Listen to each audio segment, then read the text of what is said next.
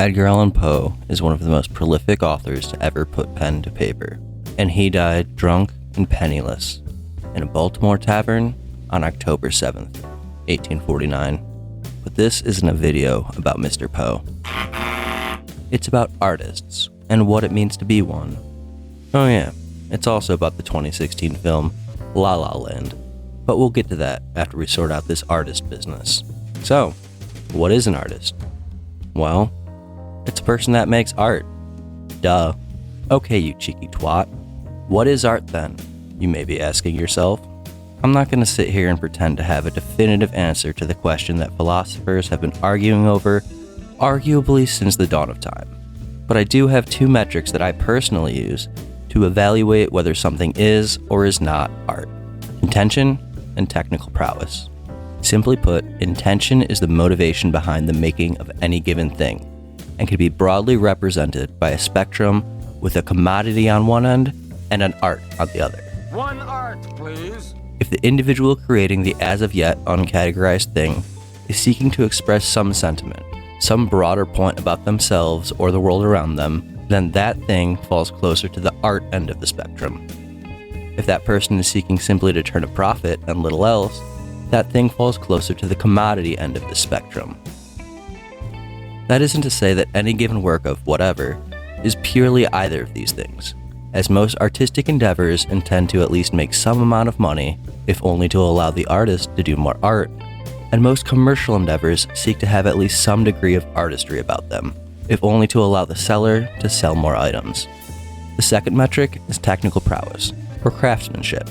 A snowflake is more beautiful than one of those hand turkey things that we all made in elementary school. But the turkey is art and the snowflake is not, because the turkey was created by a human and a snowflake is simply a naturally occurring phenomenon. Quality of craftsmanship can then inform whether something is good or bad art, which is another rant entirely, but the presence of craftsmanship at all at least qualifies something as an art. Now, at long last, we arrive at La La Land. Is it art? Well, let's apply the metrics. Damien Chazelle, writer and director of La La Land, wrote the original script in 2010, 6 years before its eventual release. The delay between the origin of the script and the eventual release of the film was largely caused by lack of studio funding. These studios were hesitant to take on such a risky project without substantial changes to integral parts of the script, and Mr. Chazelle refused to alter his vision, opting instead to scrap the screenplay rather than compromise. This speaks strongly to the intention of the work being an expression of sentiment rather than a purely financial endeavor. As for technical prowess, boy howdy is this movie technically proficient. The entire runtime of La La Land is nothing if not a filmmaking flex. From the opening number that can be best described as a human Rube Goldberg machine, a cacophony of flesh, all moving in unison, perfectly orchestrated and shot in one take, to the myriad of sequences taking visual storytelling to new heights, telling drawn-out, compelling narratives with naught but dance moves and set design, to shots framed so beautifully that they would be just as at home on the silver screen as they would be in an art museum. La La Land is a paragon of craftsmanship. So, there you have it. 624 words on something that is almost entirely self-evident. La La Land is art. What an insightful and novel take. But now that you know what it means to be an artist in a philosophical sense, one that creates art, we can get into what it means to be an artist in a more practical sense. To put it simply, to be an artist is to suffer. See, that Edgar Allan thing from earlier came back around. The plot of the film follows two characters as they struggle to follow their dreams and make their way in the world through their art. Two artists, if you will. Seb is a jazz pianist, struggling to make ends meet. He loves jazz more than anything in the world and inspires to open a jazz club and pay homage to the thing that he is so passionate about. I got you a throw rug. I don't need that. What if I said Miles Davis pissed on it? It's almost insulting. Is it true?